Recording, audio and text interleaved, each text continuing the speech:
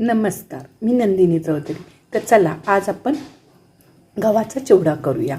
गव्हाचे चिरमुरे एकदम कुरकुरीत आहे, एकदम टेस्टी आणि मस्त. आपलं करून पहा. आवडलं तर शेअर करा, लाईक करा, कमेंट्स करा. हा चिवडा पहिल्यांदा कोण कोण बघितला गव्हाचा चिवडा नक्की कमेंट्स करा.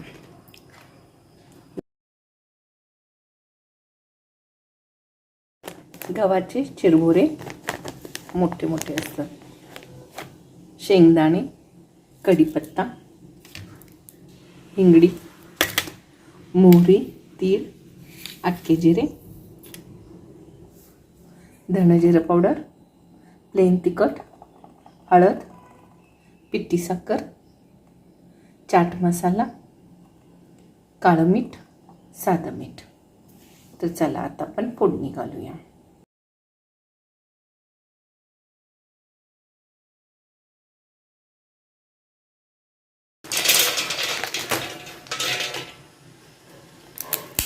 कुरकुरीत आहेत बघा.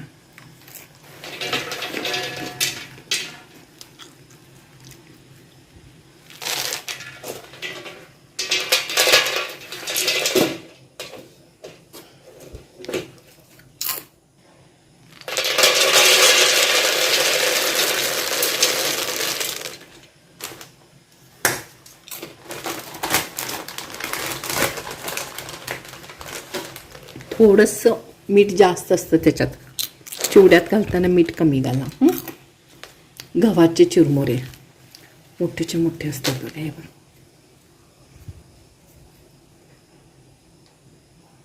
एकदम मोठे असतात. चला आता आपण चिवडा करूया. कढई तापली. कढई तापल्यानंतर गॅस बारीक केले आणि 2 चमचा तेल घालायचं. मेजून 2 चमचा तेल घातले.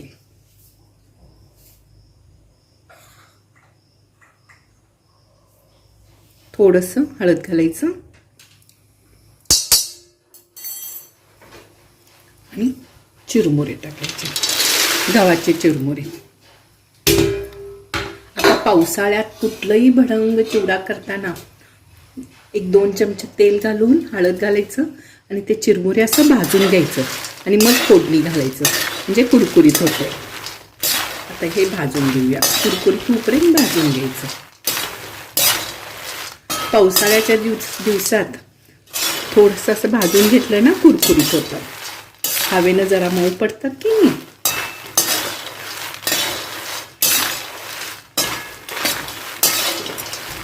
एक 2च मिनिट भाजायचं.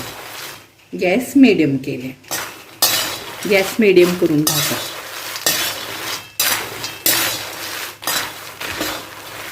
किती मोठे मोठे असतात बघा की गव्हाचे चिरमुरे, हेल्दी.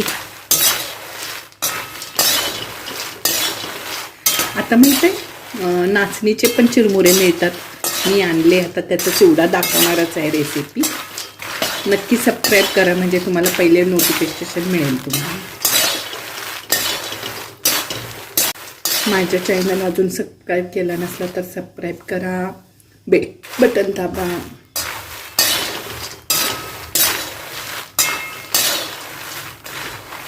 माझ्या महाराष्ट्रीयन भाजी एकदम टेस्टी आणि मस्त आहे बघा. भडंग, नंदिनी स्पेशल भडंग बघा, एकदम छान आहे. एकदा भडंग केला तर परत टेस्ट कधीच विसरणार नाही. एवढं टेस्टी आणि मस्त होतं नंदिनी स्पेशल भडंग.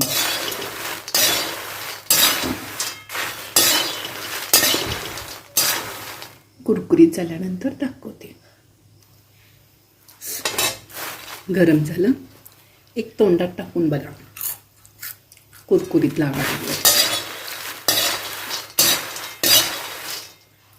कुरकुरीत झाले. आता एका प्लेटमध्ये काढून घेऊया. आता चिरमुरे एका प्लेटमध्ये काढून घेतले. तेल एकदम जरा लागतंय काय. 2च चमचा तेल घाला.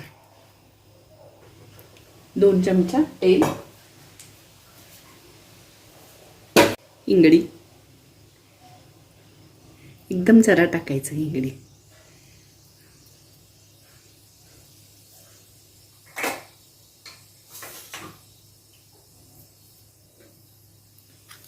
मोहरी, तीळ आणि अख्खे जिरे.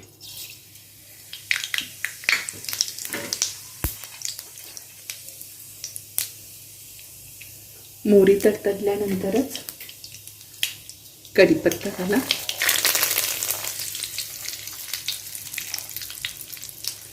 शेंगदाणे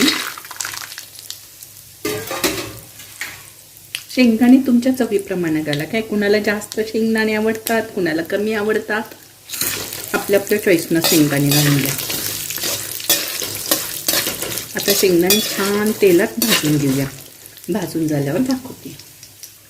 चाट मसाला आणि साखर मिक्स करून घ्यायचं आणि बाकीचा सगळा मसाला धणं, जिरं, तिखट, हळद आणि मीठ हे एकीकडं हे एकत्र करायचं आणि चाट मसाला आणि साखर एकत्र करायचं.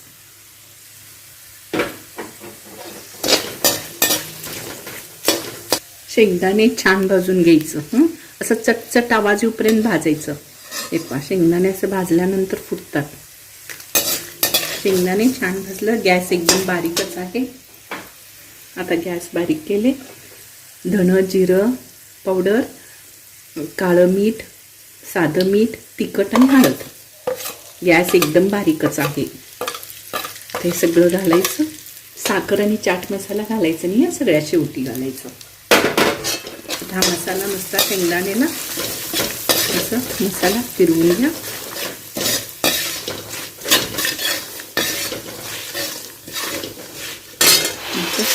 कुरकुरीत केलेलं चिरमुरे घाला. एकदम कुरकुरीत झाले बघा.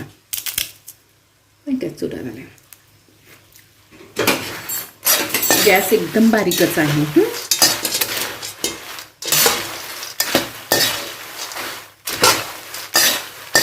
टाइमपास छान आहे ते बरं का. मुलांना करून ठेवा.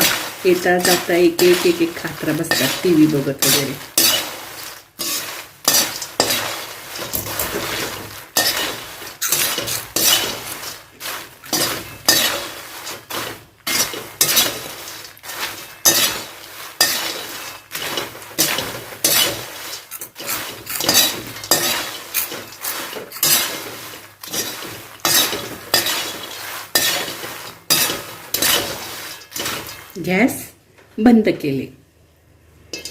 गॅस बंद केले. सगळा मसाला छान लागलं. गॅस बंद केले. गॅस बंद केल्यानंतर चाट मसाला आणि साखर मिक्स करा आणि मग त्याच्यावर घाला. गॅस बंद केल्यानंतरच पिठी साखर घालायचं. चाट मसाला घातला ना टेस्ट छान येतं. साखर तुमच्या आवडीनुसार घालून घ्या.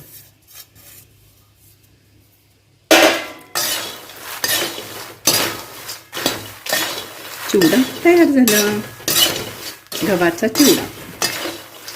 कशी वाटली रेसिपी नक्की कमेंट्स करून सांगा.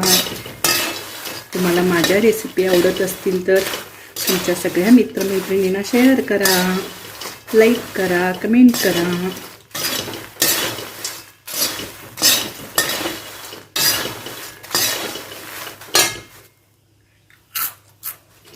एकदम टेस्टी मस्त.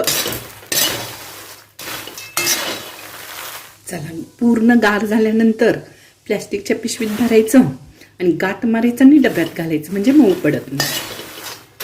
आता हे गार झाल्यानंतरच डब्यात भरून ठेवायचं. कशी वाटली रेसिपी?